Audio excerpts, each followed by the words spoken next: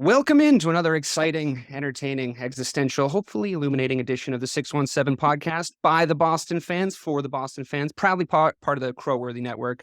I'm your host for this week's show, DK Sizzle, joined by my co-host, Hollywood Rayshon Buchanan, the real BK Bob Kelly. We have a very special guest on the show today. We're super excited to chat with him about all things Celtics. It's a fun topic, obviously, this year. Ladies and gentlemen, a man who has covered the Celtics from ESPN to now NBC Sports, from here to Timbuktu, Emmy winner, Chris Forsberg is on the show. How are you, Chris? And that's my only flex. I don't have a nickname like y'all, but I flex on your behalf, sir. That's what we do here. I'm wondering, and what kind of guitar is that over in the corner? No, I love. It's one I can't play. It's just for Okay, decoration. it's just Yeah. that's fine. As Yeah. long as it looks good. Yeah, I just had it there so people could think I can do it. I can do Smoke on the Water for you after the show, but That's great. But other than that, Brain Stew by Green Day. Exactly. Yeah, it's a dream. It's a dream. And one day There you I'll be able. I love it. But we are here to chop it up, obviously, about everyone's favorite topic on this show this year with the Boston Celtics and their blazing hot start to the season. Mm-hmm. This time last year, watching this team, especially their offense perform, was turgid at best. Mm-hmm. Obviously, they figured it out in the second half of the year, but this current Celtics team seems to be even better formed than our midseason turnaround team. So my first question for you, Chris, is what is the biggest thing that's got us to 20 wins so quickly in your eyes? And how sustainable is this current run of form? And why is it that Jaylen Brown and Jayson Tatum are just the best duo in the NBA?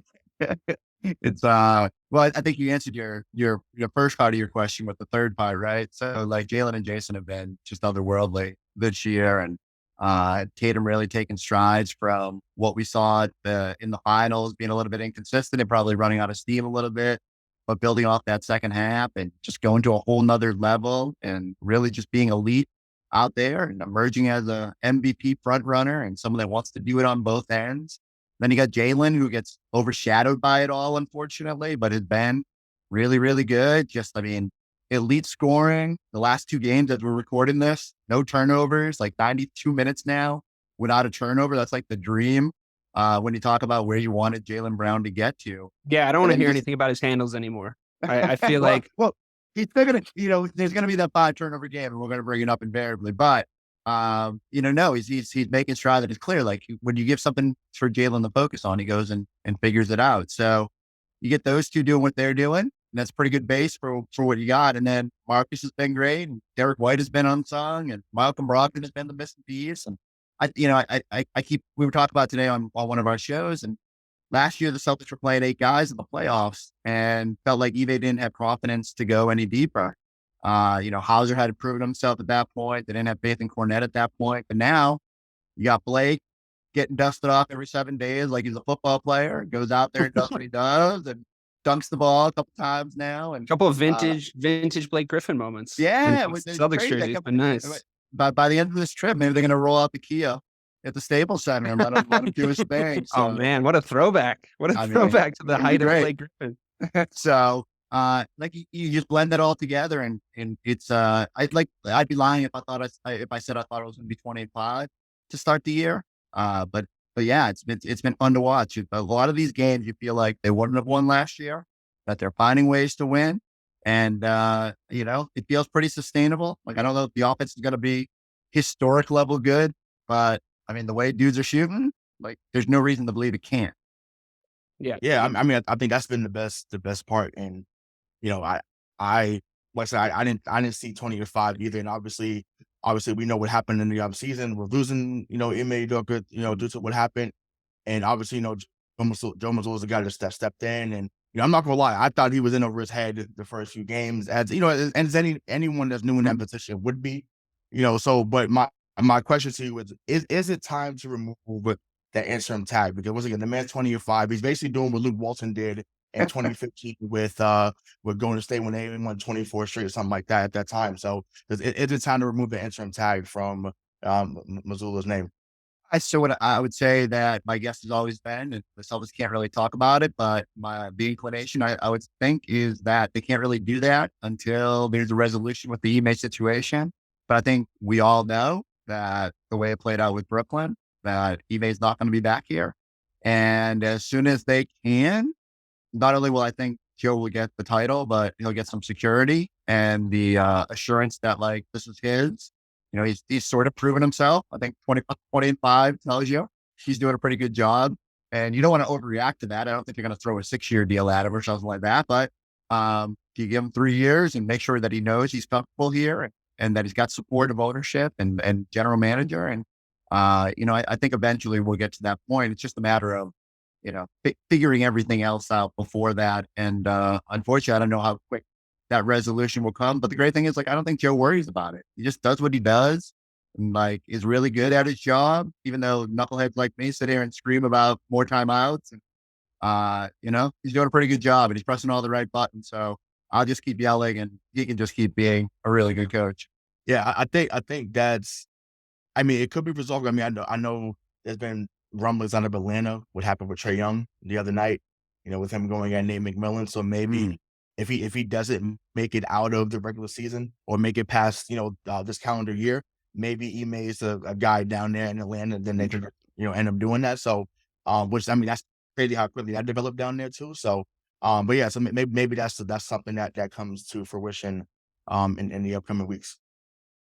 Undoubtedly, you just start thinking about there's volatility all over the NBA, right? It feels like every coach is on the hot seat at some point. So I don't think that Brooklyn will be the only opening this year. And I think teams have different levels of what they're willing to accept. As we saw with Brooklyn, even kind of be willing to think about it. And so we'll see if that crosses that bridge. But even if Ime doesn't get another job, I think there'll be a resolution one way or another. And it's just a matter of how patient both sides are willing to be.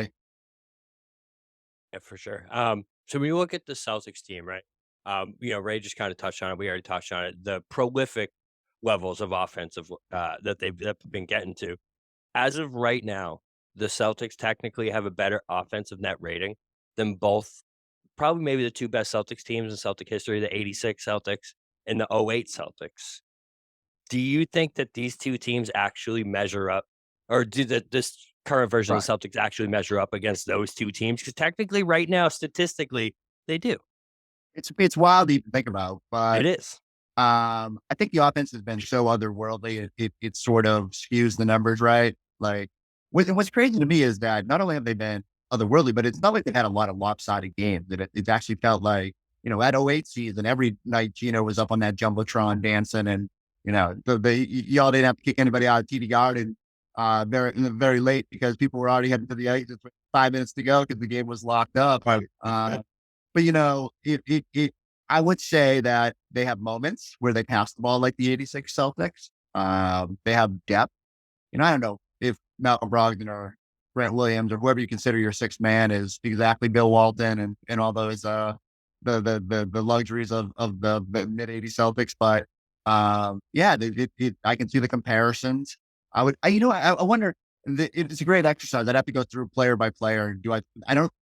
In the moment, I don't feel like they're as deep as the 2008 Celtics, and yet, it's not like they picked up PJ Brown at the end, and the Posey was really good, but you can make a comp there with Brogdon or Derek White or whoever you consider your bench guys.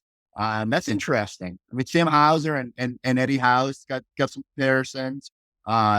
But they ultimately, to be on that '08 level, you need to play defense at a high level and have that KG-like intensity. So if they can dial that in, if my guy Rob comes back and we start feeling good about what the defense is showing and making even more progress than the last couple of weeks, maybe we'll have to. Look, what's their pace now? You're essentially 65, 64. Yeah. Okay, that's pretty fair to throw them in the conversation if they're going to win 60+ games. So we'll see where this all eventually goes. It's crazy to think about. Is it so? Yeah. My memory serves that '08 Celtics team as being invincible. You know what I mean? That team was so good, and the fact that this Celtics team can even be compared to that is kind of wild to me. And even the one other team I throw in there is the year after, which was even better. 27, for sure. 27-2 start, and then KG gets hurt the knee, and everything goes off the rails. But nice trade. We won't have to go down that road. That's when this podcast got depressing. So yeah, but it's a great question. I always blanch at the idea of comparing teams to historically good teams. And And yet, maybe if we're at the halfway point of the season, we gotta start having some of those conversations if this team performs to that level. Yeah. So you kind of already mentioned it. I'm gonna jump over to a different question I had. So you talked about how the stadium's not emptying because the games are so close. We're putting up all these offensive numbers, and it seems like we're kind of giving up some offensive numbers as we go down. It, do you? So I kind of have a theory about this.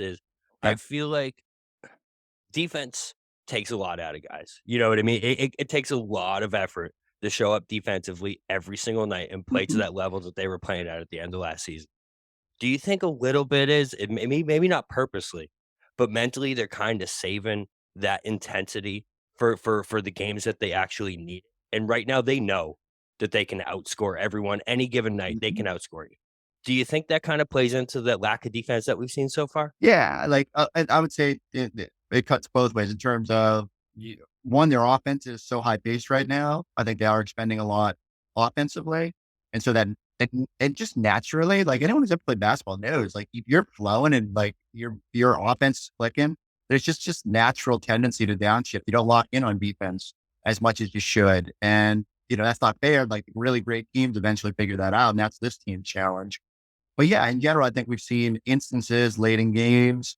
And it's not fair because it's like Oklahoma City, but like when they had to ramp it up defensively against Oklahoma City, against Sacramento, they did.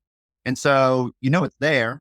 It's just a matter of it hasn't been as crisp as we saw last season. So Joe's got to figure out the calibration. He's got like two levers, right? Like you downshift the offense a little bit and ramp up the defense.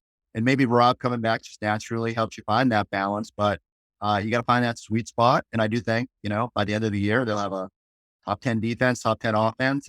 And whether it'll be like right now where it's number one defense and historically good, or if it's like number one offense, but you're just a little bit better than number two or Phoenix or whoever ends up in that spot. Yeah, we'll see if they figure that out. But I do think they got to be able to really play defense. Like even that Miami game, right? It just shows you like there are going to be games against good teams where you got to stop Jimmy Butler. And so if I have one concern, like Jimmy Butler's a different beast, but you got to be ready for those sort of moments. And, hopefully they figure out how to get to that level. Yeah, for Especially sure. come playoff time, I feel like. But I mean, it's like a lot of teams throughout the NBA obviously just turn it on once you get to the playoffs, right? I feel like this team is definitely capable of that since we've seen it happen before. No, well, I hope that's the case. But speaking of, I want to keep talking about either JB or JT, but I'll focus on Jaylen Brown right now. Saw that you had spoke about him being eligible for a 5-year, $290 million extension. So, just for our listeners, like, is he? I mean, I believe he's worth it, but I just want to hear your take on why he's worth it, and how does that how does that work out for Grant? Because I know obviously Grant is someone that fans want signed. Even though if we said 15 months ago, do you want Grant signed? The question would have been no. If they say otherwise, they're lying. So it's just how was that dynamic change? Like I said, 5 years, 290. And like, do you think he's all NBA this season? When the season ends.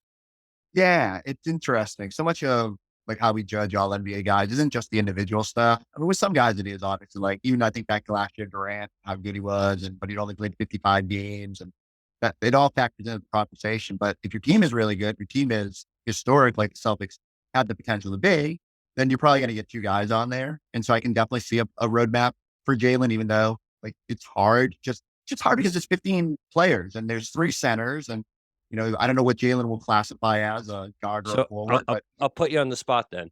If it ooh, ended today, yeah, oh yeah, is he on like there? yeah, for sure. Because Okay. there's no one's really there's been a lot of good individual players in the league, but if he's playing the way he is right now, and I mean, again, so much gets overshadowed by how good Tatum is, and that's unfortunate because it's definitely more 1A, 1B than we've seen in past years, and Jaylen has made some tremendous strides. And again, as we're recording this, like he's just so good with the last 2 games. I just feel like he's really kind of figuring things out as we go, and he's got to harness that and do it consistently. But man, it's really impressive to see. So yeah, if it ended today, you would figure all NBA. The Celtics, the First or extension won't second? start. Well, yeah, right this second. If the he was to agree to a supermax extension, he would get 35% of the cap. Doesn't start to the 24-25 season. So he still has to run through this current deal. But essentially he would be making $50 million in that first year. And so that becomes a big question. He's not making that much money anywhere else. So that's why I think it would be sort of a slam dunk for him to want to be back and to sign that deal in Boston. Some people have said to me, well, do you think Boston wants to pay $50 million? And I mean, the oddity is that Jayson Tatum, because he didn't make all NBA the year before his extension kicked in, did not get the supermax and essentially had to settle for, I mean, it's still good money, $190 million. Settle for. Settle. Deuce is still going to have presents under the tree this year. So you're not sure about that. But, he will be making, I think in year one, Jaylen would be making something like $15 million more than Tatum. That'd be crazy. I know. And so does that matter? I don't think so. Guys know it just comes down to when you sign deals. And at the end of the day, Jayson Tatum is going to make $1 billion on his next deal. And if there's TV money before Yanks, and it could get even crazier. But some people have said to me, do you pay Jaylen Brown $50 million? And you could try to get him. You could try to say, okay, can we give you 32% of the cap instead of 35? If I'm Jaylen Brown's agent, I just hang up the phone and go, yeah, we're good. So, you got to trade cautiously there. I think to have superstar level players, you just got to be willing to pay what the market dictates. And it does complicate roster building. Now, all of a sudden, your luxury tax bill gets to escalate quickly. The one thing I'll say in terms of Grant is, so Al Horford's money obviously flipped from 26.5 this year to 10 next year. You're saving $16 million there. You don't have to deal with Jaylen's extension yet. So I don't think it comes into play necessarily. There's still a limit you want to go to for a guy, depending on what you think is Grant's ceiling. Is he the next Horford big man in the front court? Is he a high level role player? You got to just balance that together and figure that out.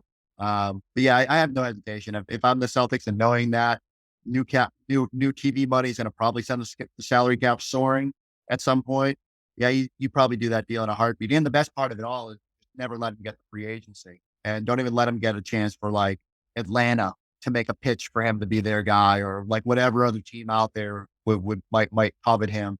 And all of a sudden now you got the core of your team, Rob, Marcus, Jaylen, Jayson, and even Al, deep into the future. It's you could just be, all you're worrying about at that point is winning. And that's all every team kind of wants to put the focus on.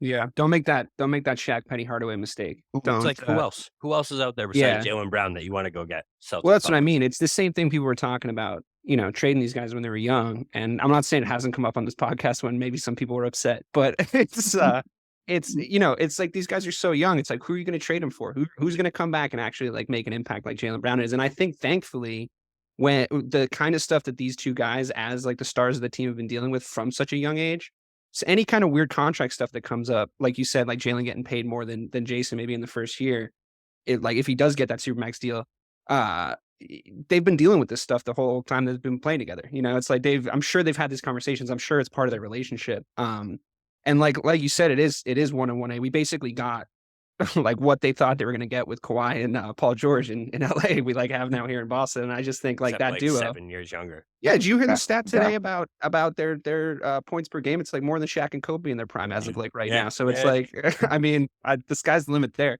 I got there was a little bit of a pitchfork mob that came for the podcast last year during the playoffs. Cause I said, now hear me out on the nuance here. All right.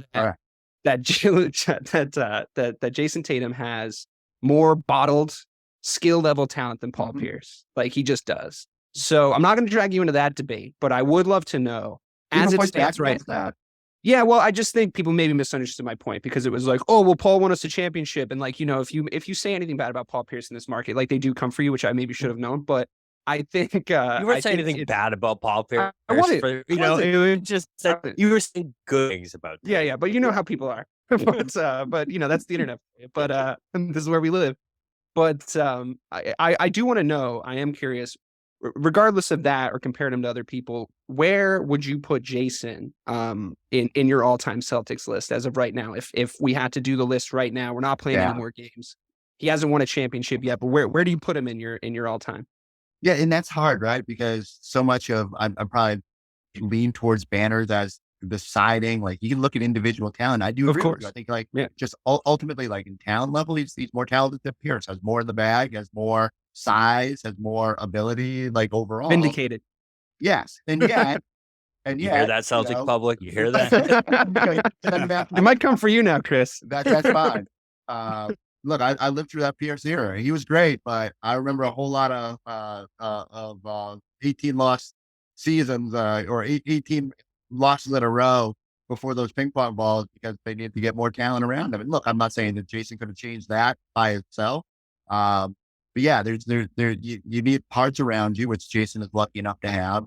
And but yeah, when you start ranking players, it's the same thing when you guys are asking about 08 and 86 Celtics. Like it's hard for me to throw these guys necessarily into the mix. And yet it feels like every night on our shows, we're saying, well, Jayson Tatum just beat this Larry Bird record or, now scoring more than John Havlicek. And I'm like, damn, like, and he's still only 24, 25 years old. Like, what is it going to be in 10 years when he's got 10 years of doing this? And so, I mean, if he wins an MVP, if he wins the finals, like he's right there. He's there with Bird and like, no one will ever touch Russell level.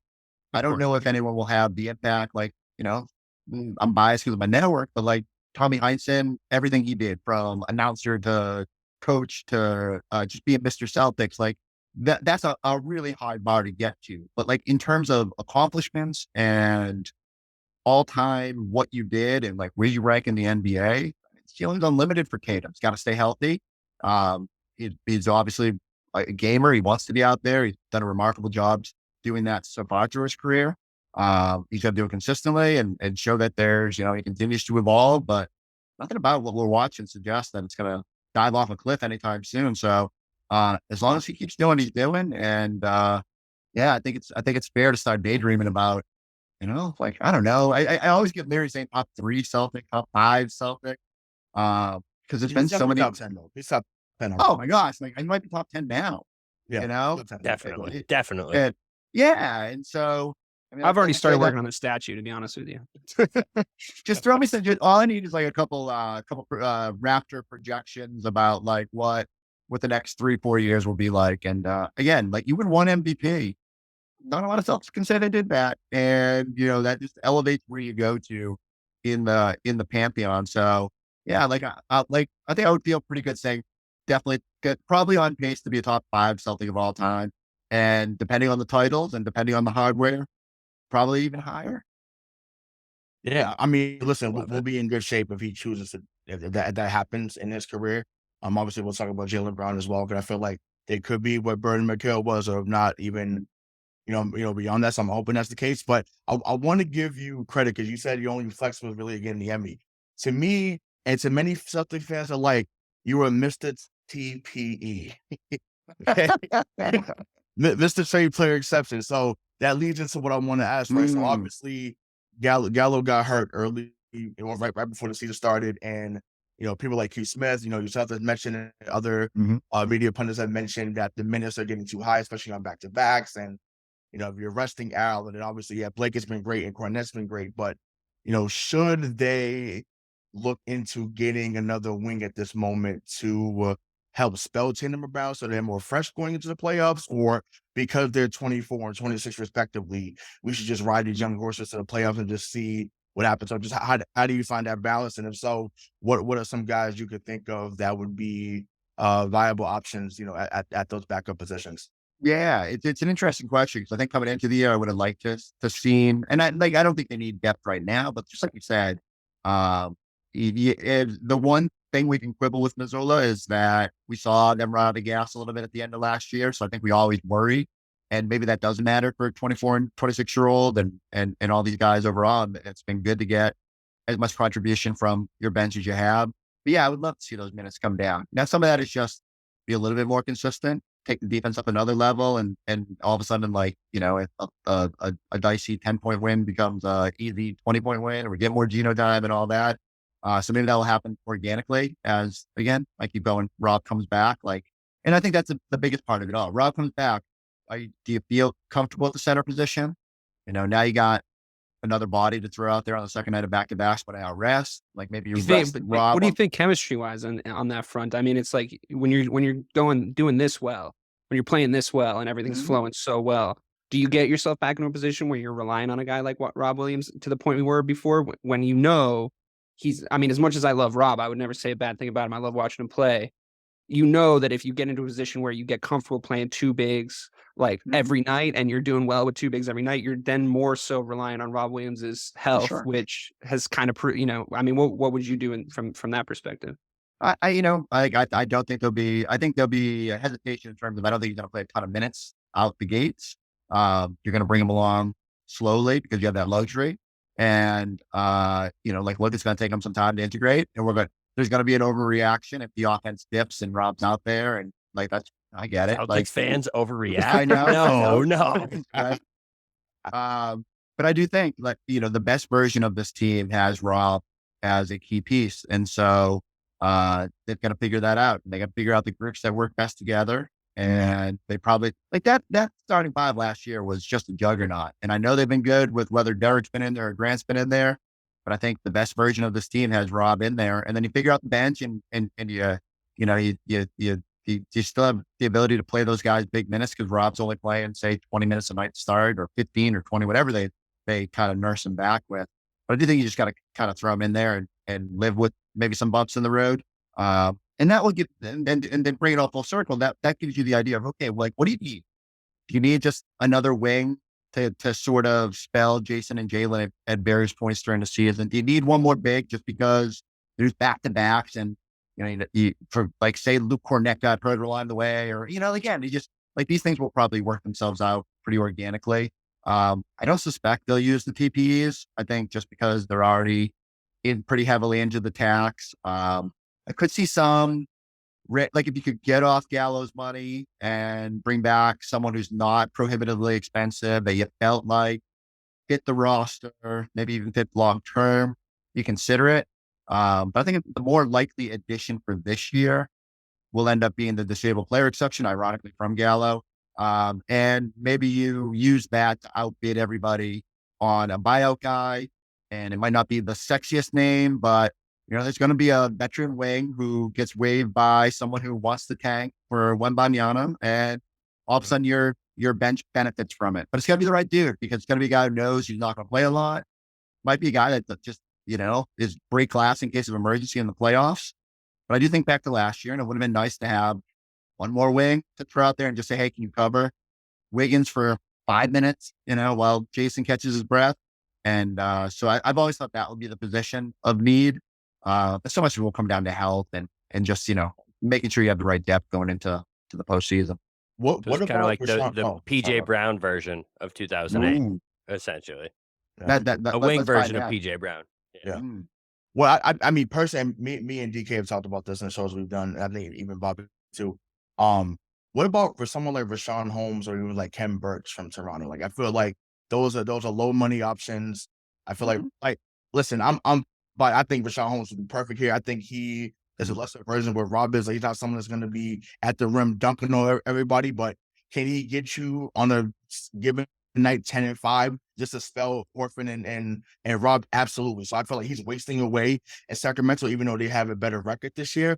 So what Drake, talk to Sacramento, baby. Tell them. You're not going to ask him about Terrence Ross? You're not going to ask him about Terrence Ross, bro? That's right. Terrence Ross would have been a summertime present for me. Everyone knows that listen to the show. I'm a Terrence Ross supporter. I wanted Terrence Ross for the last year and some change. We didn't get corny in, and I was like, "What are we doing, Danny?" But it's okay. It has worked out thus far. He's doing his thing in Utah, whatever. That's cool. But yeah, Terrence Ross is someone I wanted for a long time. But obviously, they no longer have that exception to get Terrence Ross unless they have to move off of somebody to get him.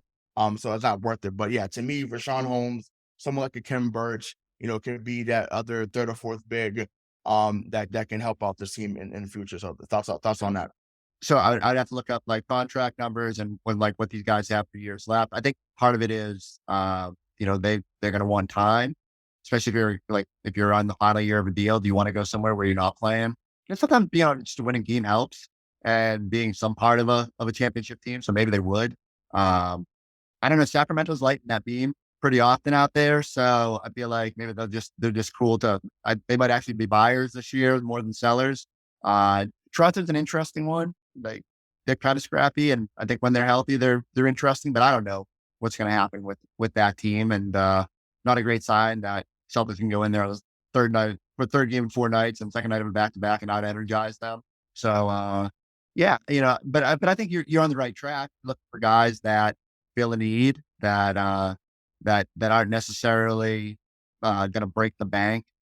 Every time someone brings a $20 million player to me, I'm like, you understand like how far into the tax they are. Like this isn't how it works. I know they want to come out from Brogdon, but that also means there's just a level you can go to in pursuit of filling out this roster. So yeah, but unfortunately for me, after carving out the niche of Mr. TPE, I don't know how much legs I'm going to have this year and trying to sell people on like every night. I used to try to come up with somebody they could go get with that Gordon Hayward one. This year with the Wancho, with this year I can't. It's hard for me to even envision Wancho TPE being a big chip. So we'll see. We'll see if they use the Bo Cruz TPE along the way. Yeah, man. Good, DK.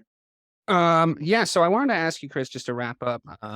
You obviously started covering the Celtics the year that they won the championship. I think that's when you got your Emmy, right? Was it? I did. Not to keep harping on It was that, all about. but It was That's a all good about year, man. That's a good year. but I have to ask, just because like obviously it was a romantic time for all of us in 08. Just to sort of finish on the topic of the 08 Celtics. What are your fondest memories of that team? Do you have one that like sticks out from your time covering them early and like falling in love with them? Yeah, so I'll tell you guys a story, and I think I've told this before, but it's just funny how the world works, right? So I was in 2007. Let me roll it back. Like in 2006, when they were bad, 2006-07, they lose those 17 straight games. Everything's like a mess. Everyone's just tanking, hoping they're getting no Durant. My buddies bought 2 season tickets up in section 308. And right around the same time, ping pong balls defy them. But not only that, my buddy gets a job as a season ticket holder rep out in for the Clippers. So he moves. And my other buddies just need someone to go to the games. And so most of the 07-08 season, I just sort of luck into. My buddy's like, hey, come check this out. I'm covering high schools for the Boston Globe at that point and dabbling in some pro stuff, but nothing crazy. And then the Celtics are really good. And by the playoffs, we need an extra body, another kind of like web guy there. And so I end up going from being just a fan, just watching a whole bunch of Gino every night, to actually covering the team and being along for the playoff ride. Never in my mind, I think I would be like covering this team full time a couple of years later. But it was just neat from a fan perspective to sort of go. And I'd sort of lost my love of basketball when I went to college, like early 2000s. I just kind of got away from it. I don't know. Like I just wasn't watching every night. Celtics weren't interesting, right? Like except in, what was it, 02-03 when they Pearson and Walker, yeah, like obviously going up The Tony Delk era. Yes. I was a big Tony Delk guy. Tony Bucket was my dude. So I love that. Rodney Rogers too is my guy. Yeah, Rodney Rogers. They had some rough stuff after his basketball life, but I just those early the next iteration of the Celtics, the poor Pierce struggling era, didn't captivate me quite as much, and it was that 07-08 that kind of reeled me back in. And then I mean, again, I go to ESPN in 09, and even then, KG's coming off the knee injury. You don't know what the 9-10 season's going to bring. Of course, what it brought was another trip to the finals and Perk getting hurt in the 10 finals, and then just from there, you're chasing it. And so, my fondest memories of the 07-08 season was probably just being a fan and being up in the rafters. And because like we were pretty high up, we were eye level with Gino on those nights, and the people that did stick around that got to dance and sway. And it was fun to see that become a phenomenon, and take on a life of its own through those playoffs. But man, those teams were they just dominated that season and the next. I mean, this team is fun to watch and they're putting up crazy numbers, but like we're sweating out the end of games. For me, I'll just always remember being like, oh my God, like they're up 30 and there's 12 minutes to go. and Pierce and Garnett just chilling at the end of the bench, and KG trying to learn Gino's moves, and the guy who does the chicken wing, and then he's explaining it to every new guy that came along. That was really fun. I romanticized those simpler days when it was just about the Celtics being dominant. Yeah, so you just mentioned KG a couple of times. I know you said you were a fan most of that season, but in your time being on the inside of the Celtics, do you have any kind of KG story that you can share with us that just kind of touch on like, hey, what a crazy guy he was, and like what a aura he just had around him? Yeah. Well, the two things that jump to mind are like his post-game press conferences were electric, and he would make like all sorts of food analogies, and none of them made sense. There was like a whole NBA season at microwaving a burrito, and there was like a tortilla reference, and you just never knew where he was going. But like in his mind, he was making like a really valid point. As for like the KG personality stuff, all I remember is, he was not in the locker room before games, and he would be in the trainer's room getting his ankles taped. And he just didn't want to be bothered in those moments. I like even talked to like Eddie and Scal about this. He's like, he just stayed out of his way. And I was like, well, what was he doing in there? And honestly, all he was doing was watching Family Guy.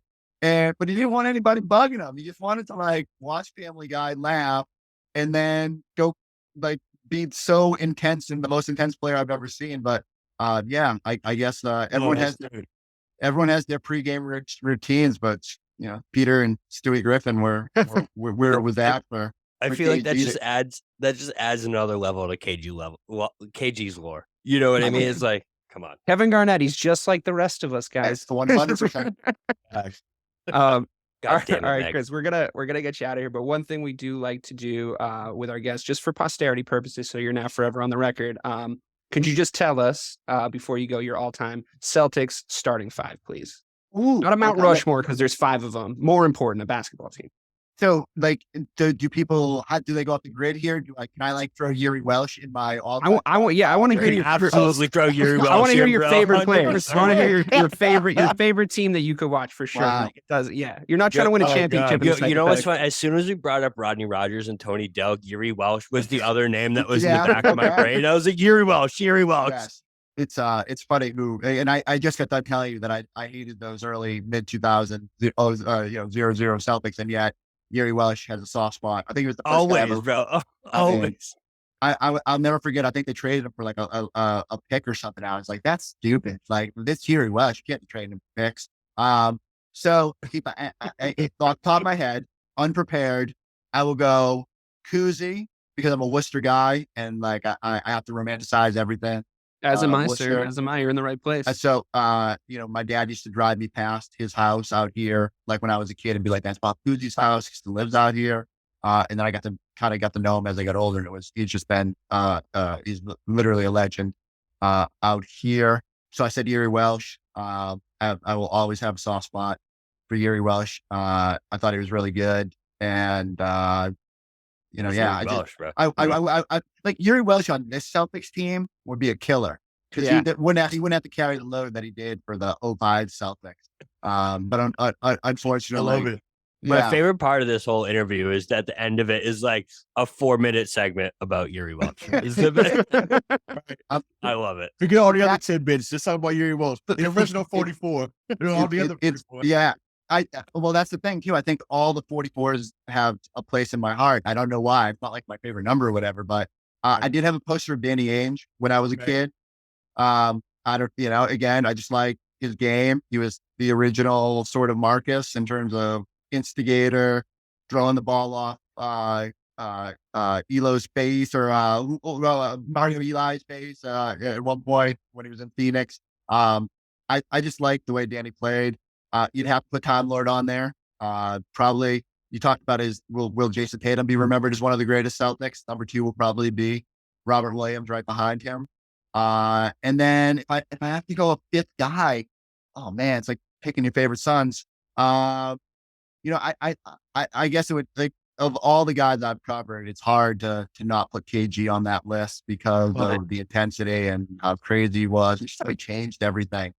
I keep saying it, right? Like, those teams weren't very interesting to me. And then KG shows up and headbutting the stanchion and like literally bleeding all over the place. And so yeah, I guess I don't know if Sure. I would have been as invested if Yeah. he wasn't as invested. And I'm sure I'm forgetting like some random stuff. No, I'm oh, trying no, to think. I got one for you. That Oh, we got one you didn't bring up.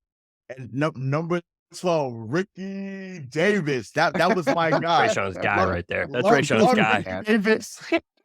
I know So, Tommy wasn't much of a fan of him because he did some bonehead stuff on the court, but I love him. I absolutely loved Ricky Davis. Like, I just thought that he was awesome. Like, he made me tune in every night. Once again, super bad teams. They lost to Indiana, I think, in the first round, I think in 2005. Then they were terrible the next 2 years. So yeah, that Ricky Davis was everything, and I was pissed actually when they traded him to Minnesota. I was mad about that, but I was like, so it was well worth it, obviously. the triple double hunt where he drew it off the backboard. I know exactly. Yeah, it's Right. that Ricky Davis made himself a legend. I'm just running through all the crazy random dudes they've had now, like Greg Steensma, when Tommy was comparing him to Russell. I remember Steve. Yeah, that was wild. Vitali. Vitor Favarani was one of the first. Gigi the Tolman. Yeah, well, no, Gigi was actually legit good. And I same deal. If you put Gigi Datome, even what he was when he got here, people just thought he was a throw in on that Jerebko trade. He was really good. He went overseas and won 5 MVP awards in Europe. There's another one, Jonas, bro. Jonas. Yeah, Winter Storm Jonas was great. So there was an actual winter storm, and we hadn't talked to Jonas for weeks. And I don't forget, maybe he had one good game. We came over, and the first question was someone just tried to lightheartedly ask about Winter Storm Jonas that was working its way across the states at that point, and he did not find humor in it, and he was very upset that we dared he had brought up his name. But another guy who then he bought the esports, and he had some crazy mansion in Detroit when his time was there. Yeah, we had a lot of characters. Oh, you know what? Now I feel bad. The dude that has to be on my team is Isaiah. So Okay. professionally, I have never had a player who has been as open and as honest. And Isaiah Thomas was my favorite player ever to cover. Dude, it's in much the same way that KG gave up everything to make this team good. Isaiah did too. Literally gave up his hip and probably gave up a good chunk of his career, just trying to will those Celtics of 15, 16. And it's unfortunate how it ended, and it sucks, especially because Kyrie's involved. But that dude was electric to watch, and he savored every second of it. And I hope he I don't know if he'll get another chance or whatever. I know he's starting to do some announcing. I hope maybe he'll go on and just be a really good broadcaster. Maybe we can get him on NBC Sports Boston at some point, because everything that dude touches turns to gold. Yeah. I mean, I think that's a perfect note to leave it on. Chris, if you could just tell the listeners about your podcast, where to find you on the internet, and then we'll call it a day. Well, I hope y'all most importantly, go check out, I guess, anything NBC Sports Boston related. So go check out the website, go watch our shows, yell at me on Twitter and tell me what you like, what you don't like. And mostly you guys are pretty good at telling me what you don't like. So that's Twitter for you. That's Celtics Twitter for you. And then and when you're done listening to this podcast, just you don't even have to listen. Just hit play on the Celtics podcast every morning. And then if you want to shut it off, as long as I get credit for you guys pretending to listen, it'll hurt my retention rate, but I'll take previews and free listens, and I'll try to entertain you over there. Well, we know how that is here on 617. Thank you so much to Chris Forsberg for lending us some of your time, chopping it up about the Boston Celtics. I'll see you at the next meeting of the White Guys with Glasses and Spiky Hair Club. And otherwise, that's been the 617 by the Boston fans for the Boston fans. Thanks so much for listening. Have a good night.